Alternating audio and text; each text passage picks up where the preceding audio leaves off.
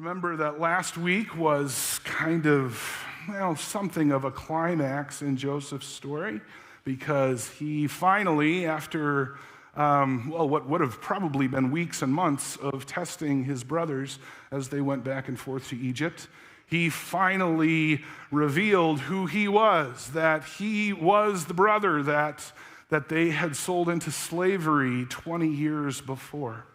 And so you had that joyful reunion, that forgiveness on Joseph's part, that assurance on Joseph's part that he didn't hold what they had done against them, and this beautiful reconciliation and at least partial reunion of the family. And this week is kind of the aftermath of Joseph's great reveal, where the entire family is once again all together. And so, Genesis chapter 46 begins on verse 76 in your pew Bibles. Otherwise, the words will be on the screens. So Israel, Jacob, set out with all that was his, and when he reached Beersheba, he offered sacrifices to the God of his father Isaac. And God spoke to Israel in a vision at night and said, "Jacob, Jacob." "Here I am," he replied. "I am God, the God of your father," he said. "Do not be afraid to go down to Egypt, for I will make you into a great nation there. I will go down to Egypt with you, and I will surely bring you back again. And Joseph's own hand will close your eyes." Then Jacob left Beersheba, and Israel's sons took their father Jacob and their children and their wives in the carts that Pharaoh had sent to transport him. They also took with them their livestock and the possessions they had acquired in Canaan, and Jacob and all his offspring went to Egypt. He took with him to Egypt his sons and grandsons and his daughters and granddaughters, all his offspring. These are the names of the sons of Israel, Jacob and his descendants who went to Egypt.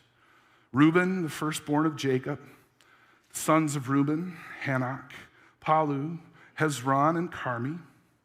The sons of Simeon, Jemuel, Jamin, Ohad, Jachin, Zohar, Shaul, the son of a Canaanite woman. The sons of Levi, Gershon, Kohath, and Merari. The sons of Judah, Onan, Shelah, Perez, and Zerah. But and Onan had died of Canaan. The sons of Perez, Hezron, and Hamul. The sons of Issachar, Tola, Puah, Jashub, and Shimron. The sons of Zebulun, Sered, Elon, and Jaleel. These were the sons of Leah, the sons Leah bore to Jacob in Paddan Aram, besides his daughter Dinah. These sons and daughters of his were 33 in all. The sons of Gad, Zephon, Hagi, Shuni, Esbon, Eri, Arodi, and Areli. The sons of Asher, Imnah, Ishva, Ishvi, and Beriah. Their sister was Sarah. The sons of Beriah, Heber, and Malkiel. These were the children born to Jacob by Zilpah, whom Laban had given to his daughter Leah, 16 in all. The sons of Jacob's wife, Rachel, Joseph, and Benjamin. In Egypt, Manasseh and Ephraim were born to Joseph by Asenath, daughter of Potipharah, priest of On. Sons of Benjamin, Bela, Bekir, Ashbel, Gera, Naaman, Ahi, Rosh, Mopim, Hupim, and Ard. These were the sons of Rachel who were born to Jacob, 14 in all. The son of Dan, Hushim. The sons of Naphtali, Jaziel, Guni, Jezer, and Shillem. These were the sons born to Jacob by Bilhah, whom Laban had given to his daughter Rachel, 7 in all. All those who went to Egypt with Jacob, those who were his direct descendants, not counting his sons' wives, numbered 66 persons. With the two sons who had been born to Joseph in Egypt, the members of Jacob's family which went to Egypt were 70 in all. Now Jacob sent Judah ahead of him to Joseph to get directions to Goshen. When they arrived in the region of Goshen, Joseph had his chariot made ready and went to Goshen to meet his father Israel. As soon as Joseph appeared before him, he threw his arms around his father and wept for a long time. Israel said to Joseph, "Now I am ready to die, since I have seen for myself that you are still alive." Then Joseph said to his brothers and to his father's household, "I will go up and speak to Pharaoh and will say to him, 'My brothers and my father's household, who were living in the land of Canaan, have come to me. The men are shepherds, they tend livestock, and they have brought along their flocks and herds and everything they own. When Pharaoh calls you in and asks, "What is your occupation?" you should answer, "Your servants have tended livestock from our boyhood on, just as our fathers did." Then you will be allowed to settle in the region of Goshen, for all shepherds are detestable to the Egyptians. And that is a strange way to end the chapter, but this is the word of the Lord. Thanks be to God. So Jacob traveled down to Egypt, and I want you to understand that he did so in obedience and faith. This was not a vacation that he was taking, and this was not going to be a short visit for him. He was going down to Egypt knowing that he would, maybe not soon, but at least later, going down to Egypt to die there. Now in Genesis 45, which we read last week, it says in verse 28, "And Israel," or Jacob, said, "I'm convinced," this is after his brothers had told him the news, "my son Joseph is still alive. I will go and see him before I die." And so, of course, understandably, Jacob wanted to go down to Egypt to see his son Joseph, whom he had not seen for over 20 years. But he knew that soon after this reunion, his life was going to come to an end. He was an old man now. And that's why we're told already in verse 1 of the chapter that we read this morning that Jacob took with him everything that he had. Everything that he had. They packed up, they packed in, and they took everything down to Egypt. And so we know that in Jacob's mind and in the minds of Jacob's existing family at that time, this was going to be a permanent transfer. A permanent transfer. And you know, I mentioned it last week already, but I want to emphasize that this was a huge, huge step of faith for a number of reasons. And of course, there's the obvious. We take Jacob's age into consideration. As I said, he is already an old man by now, and based on what he says about himself, he says, "My years have been few and difficult." Few and difficult. But there's a much larger reason why this is such a significant step of faith, and it is related to God's promises to Jacob and his promises to Jacob's father Isaac, and his promises that came first to Abraham, or to Jacob's grandfather Abraham. And it has to do with the land of Canaan itself, the promised land that he and his family were now leaving behind. See, Canaan was to be the inheritance, the promised inheritance to Abraham and all of his descendants now at the time of Isaac being about 70. And you have to understand the way the patriarchs viewed the land, the way they viewed Canaan. This was the place that God had given them. This is the place that God intended them to flourish. This is the place that they had already experienced almost uninterrupted blessing. Uninterrupted blessing, at least up until the time that God brought this famine to the Near Eastern world. So that's Canaan. Now, Egypt, by contrast, was historically an unattractive and a troublesome place for God's people. Now, I don't know if you remember these references. I don't know if you remember these stories, but consider the experience of Jacob's grandfather, Abraham. We read about it in Genesis chapter 12. Now, there was a famine in the land. And Abram went down to Egypt to live there for a while because the famine was severe. This is not the famine that brought Jacob's family down to Egypt. This is a much less severe famine that had happened years before. Continuing on, but the Lord inflicted serious diseases on Pharaoh and his household because of Abram's wife, Sarai. So Pharaoh summoned Abram. "What have you done to me?" he said. "Why didn't you tell me this woman was your wife? Why did you say she is my sister so that I took her to be my wife? Now then, here is your wife. Take her and go." Then Pharaoh gave orders about Abram to his men, and they sent him on his way with his wife and everything they had.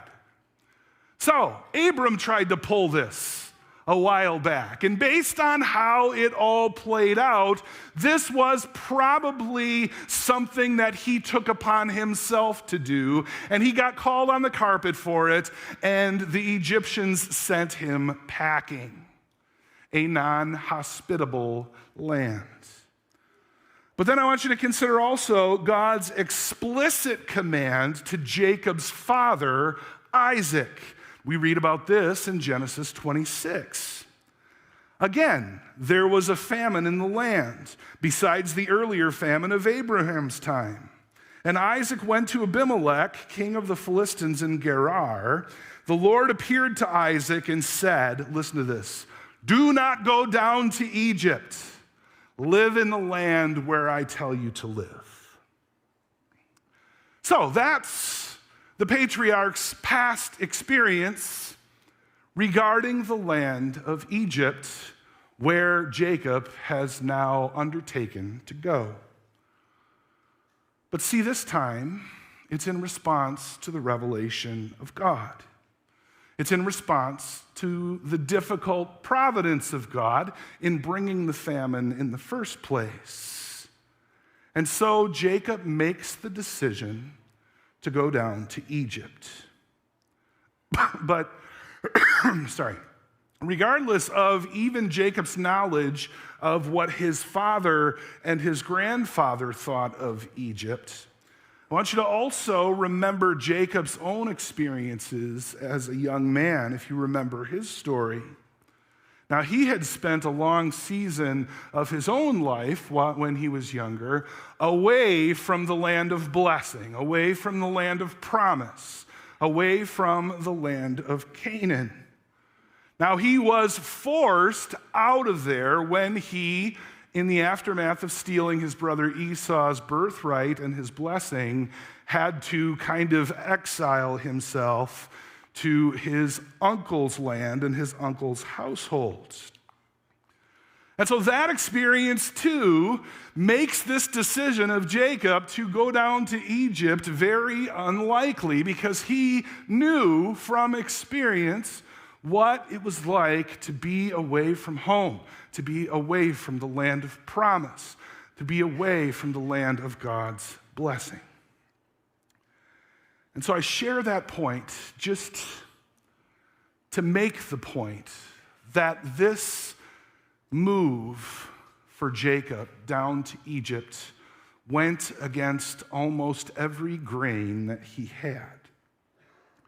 And it must have been an overwhelming thought for him to even consider the possibility of dying outside of Canaan where his father and his grandfather had been buried. And yet, in obedience and in faith, he went. Now, I don't think it's unlikely that he was aware of the word that God had given to Abraham long before when he said, "Know for certain that your descendants will be strangers in a country not their own, and they will be enslaved and mistreated for 400 years." And perhaps Jacob also knew that God had promised to one day bring them back from that foreign land as a great nation. But what we know for certain is what had been revealed to Jacob through the dreams of Joseph that he had as a 17-year-old young man. We knew that these were things that Jacob had pondered in his heart, these 20 years. And now the word had come to Jacob that Joseph had indeed been exalted according to God's purposes. And Jacob had seen evidence of that, both in the news that his other sons brought him and in the wagons that Joseph had sent to carry him and all of his possessions down to Egypt. And so Jacob goes. And it is an action of faith. It's not what he was inclined to do, it's not what he wants to do, but he trusts in God and responds in obedience. And so he goes. But I want you to notice what he did on the way from Canaan to Egypt, because I think it's a lot more significant than the ink that it's given in this biblical narrative. When he comes to a place called Beersheba on the southern border of Canaan, Jacob pauses to reflect and to worship one last time in the land of promise. Now, this is the same place where Jacob's father Isaac and also his grandfather Abraham had offered their own sacrifices to the Lord. And so it was symbolic. It is a symbolic act that here in Beersheba, Jacob too would worship his covenant-keeping God. And I think that Jacob's decision, Jacob's action to worship here at this place as he is leaving reveals his state of mind. Here is what he is focused on. Here is what he's thinking about. He remembers the covenant. And in remembering the covenant, this is an act of Jacob that recommits both his life and the life of his descendants, the entire family, to God's will and God's purposes. What's on Jacob's mind is what was promised to his grandfather Abraham so long before, where God said, "I will make you into a great nation, and I will bless you. I will make your name great, and you will be a blessing. I will bless those who bless you, and whoever curses you, I will curse, and all peoples on the earth will be blessed through you." So this move down to Egypt, in this act of worship, Jacob expresses, he communicates to us on the pages of Scripture that he knows that this is part of God's providential plan, the big one. Not even just the one that concerns his immediate family, but the big one, the big providential plan. God is in it for the long haul. God is still in it. We consider ourselves the descendants of Abraham, Isaac, and Jacob. We are kin with them through faith. And the plan is still going. And here, Jacob communicates that he understands. Even though God is leading him to a place to die, a place that is far from his home, he realizes that God knows exactly what he's doing. And more than that, he knows and he trusts in the faithfulness of God. Trusts in the faithfulness of God, even though this is no small thing. Even though he looks forward to meeting and seeing his long-lost son Joseph again, I can't imagine that he is without fear and trepidation. And so I think it's noteworthy, too, that precisely here in his time of need, God reveals himself to Jacob. We read about that in verses 2-4. God spoke to Israel in a vision at night and said, "Jacob, Jacob." "Here I am," he replied. "I am God, the God of your father," he said. "Do not be afraid to go down to Egypt, for I will make you into a great nation there. I will go down to Egypt with you, and I will surely bring you back again. And Joseph's hand will close your eyes." And I want you to know we see a number of comforting things in what God says to Jacob. First, did you notice that God identifies himself? Do you notice how God identifies himself? He says, "I am God, the God of your father." And it teaches us that God himself is always our greatest comfort.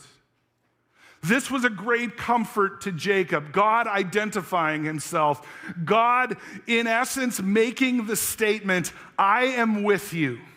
I stand with you." That is always a believer's greatest comfort. And for we who believe in Jesus Christ, we can be assured of that fact, that God stands with us and God stands for us. God identifies himself to Jacob specifically as the God of his father. And he does this to remind Jacob of the covenant promises that he had made to Abraham and to Isaac before him. This too, what a great comfort. This God who stands with us is a God who keeps his promises, is a God who is faithful. The second thing God tells Jacob is not to be afraid to go down to Egypt. He provides assurance and approval in order to encourage Jacob and to give him confidence in his present course of action. In this way, God is affirming the fact that this is indeed his providential plan. And you know, when you think about times in your life where you are backed into a corner and when you are in a difficult situation and there is only one God-pleasing way forward, that is God's way of telling you, do it. Do it. I am with you. I have closed all the doors that I didn't want you to go through and left this one open. You can go through in confidence. Do not be afraid. Third, God reinforces the promise that he made to Abraham and Isaac and Jacob to make him into a great nation. We'll get back to that in a few minutes. Fourth, God provides the gift of his presence. He says, "I will go down with you to Egypt." And so what God is saying here is that he is not tying himself to the land of promise. He's not tying himself to the land of Canaan. It's not like, okay, you're going down to Egypt, but I'll be right here when you get back 400 years from now. No. That's not the kind of God that we have. God is with us, present with us when we are walking the right path, when we are in times of abundance and prosperity, when everything is going in our way. God is also present with us even during our darkest and most difficult times. Even when we, based on our rebellious decisions, have strayed how we think of as away from God, God is right there with us. God provides the gift of his presence. I will go down with you to Egypt. And brothers and sisters, this is one of the greatest privileges and blessings and comforts that a believer can experience in this life. God's favorable, saving presence in all circumstances, all seasons of life, and all situations. Fifth thing he says is he reinforces his promise to bring them up again out of Egypt. So God tells him, I'm not going to leave you there forever. And of course, he's talking big picture. He's talking about your family, your descendants. God would not leave them there forever, which is another way of saying, Jacob, I'm not going to forget about you, and I'm not going to forget about your family, and I am not going to forget about the people that I am creating in and through your offspring. Yes, again, God would be faithful to his redemptive plan for Jacob's descendants and for the world. And then finally, God comforts Jacob with the knowledge that his beloved son, Joseph, would be the one to close his eyes. You know what that means, right? You know what that means? His long-lost son, this son whom he loved, would be the last person he saw before he passed away. I love what one commentator wrote about this. He said, "Precious in the sight of the Lord is the death of his people whom he loves. Precious in the sight of the Lord is the death of his people whom he loves." God is with us. God is for us in life, even up to and through the moment of death, because we are precious to him. Now, throughout this passage, we do understand that there are bigger things going on. And we remain mindful that God is bringing Jacob's family to Egypt in order to keep his promises to build Jacob's family into a great nation. But as I've already mentioned through this series, that in itself is going to be a difficult providence, because he's going to do that through adversity. He is going to make this family into his people through adversity, because God knows that character is built through adversity. Character is built through adversity. That's the way God designed us. And brothers and sisters, that should ever be our response to God's providence, be it good, enjoyable providence, or difficult, in our minds, bad providence. To view all things that he brings into our lives as his building and shaping of our character. Because as it says elsewhere in Scripture, the Lord disciplines those whom he loves. God's providential plan in building Israel into a nation would be through the blast furnace of oppression in Egypt. And God still shapes his people in those same ways. By same ways, I mean through adversity. Through adversity. And so Jacob understands this. And Jacob goes down to Egypt in obedience and faith, knowing that trials would indeed come, because that is what has characterized his own life, as well as the life of his son, Joseph. Now, in the middle portion of this chapter, and I heard some of you maybe snickering at how I pronounce some of those names, although this week I did practice, and I think I'm pretty close. Yeah, we came upon that list of names, and we don't always read those in a church service. Those are the sections of the Bible, even in our devotions, that we kind of skip over. But I want you to notice one thing about it. It's a pretty small list. It's a pretty small list. And so obviously, God was going to have to do a pretty great work in order to make this little family that goes from Canaan to Egypt into a great nation. But before I say more on that, let me just say that God isn't just preparing Israel to make them into a great nation. That's not the only thing he's doing in this situation. It's not just preparing Jacob's family by taking them out of Canaan and into Egypt. It's also preparing Canaan by taking Jacob's family out of the land. See, in Genesis 15, back in the time of Abraham, not only does it say that God would bring the children of Israel out of Egypt, it says that God would bring them back to the land of Canaan when the sin of the Amorites reached the measure of completion. And so God, by taking Jacob and his family out of Canaan, he is making the way clear for the Canaanites to take their own sin to its logical consequences, and so to bring upon themselves the judgment of God. And years later, when God brings his people back out of Egypt and back into the land of Canaan, they would be his instruments of judgment upon the evil of the tribes that lived in Canaan in the meantime.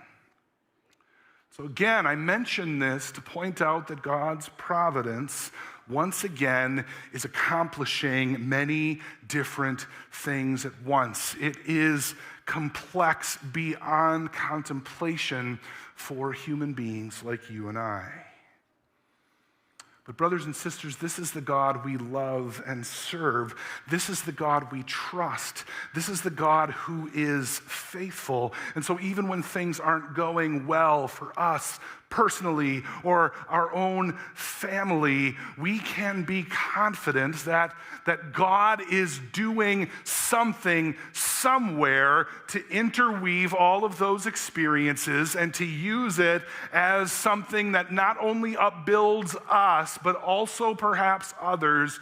God has got it. God is all-powerful.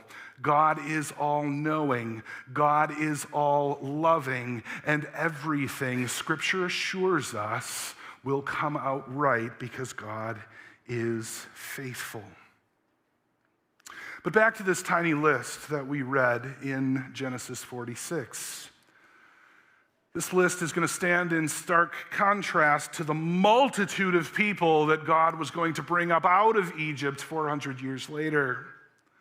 No wonder that God will say in Deuteronomy 7, "The Lord did not set his affection on you and choose you because you were more numerous than other peoples, for you are the fewest of all peoples. But it was because the Lord loved you and kept the oath he swore to your forefathers that he brought you out with a mighty hand and redeemed you from the land of slavery, from the power of Pharaoh, king of Egypt. Know, therefore, that the Lord your God is God. He is the faithful God, keeping his covenant of love to 1,000 generations of those who love him and keep his commandments." And so we see even the love of God manifested in this providence. And finally, in this chapter, we see this beautiful reunion of Jacob and his long-lost son, Joseph, and also the preparation that they make to have an audience with Pharaoh. Now, as Joseph is reunited with his father, Genesis makes very clear that there is a deep affection between them, which I guess is not surprising. But we see also here God in his stellar goodness, even empowering and enabling this scene to happen. At the pinnacle of Joseph's career, toward the end of Jacob's life. You know, Jacob's years without Joseph had indeed been sad and painful. After that apparent death of Joseph 20 years before, Jacob had, by all indication, become a very pessimistic man. In fact, I don't know if you noticed as we were reading throughout the last few months, from Genesis 37 on, if you look at the recorded words of Jacob, he is almost always talking about death. But God, in his good time and according to his good plan, blesses his son Jacob above and beyond his deserving. He puts his goodness and his steadfast love on display, and we are able, through the pages of Scripture, to witness Jacob reuniting with his beloved son and witnessing the fulfillment of God's revelation for not only Joseph's life, but for the life of Jacob's family. It's such a powerful moment that Jacob says, "Lord, you can take me home now. I have seen the son that I thought I would never see again." But as we close this morning, we have to acknowledge that Jacob's life is not quite over yet, and there are arrangements to be made. And so Joseph gives these specific instructions to his family to prepare them for this inevitable meeting with Pharaoh. He explains to them that the Egyptians have this derogatory view of shepherds and livestock handlers, but at the same time, he tells them to be open and honest about their vocation. Now, I think that I perhaps drew your attention to it last week, but this is such a significant detail, so much more significant than we might think, because it's going to ensure that Jacob's family and Jacob's descendants will be in some way isolated in the land of Egypt. Since they would be viewed as a lower class of people due to the nature of their work, they would be left alone. And this is very important because what's at stake here is the preservation of this people that God is shaping through this era in history. And this is not going to come as any surprise to you, but throughout history, when groups of people pick up and move to a new place, inevitably, within a few generations, they will assimilate into the prevailing culture. As a matter of fact, thousands of people groups over time have simply blended themselves out of existence.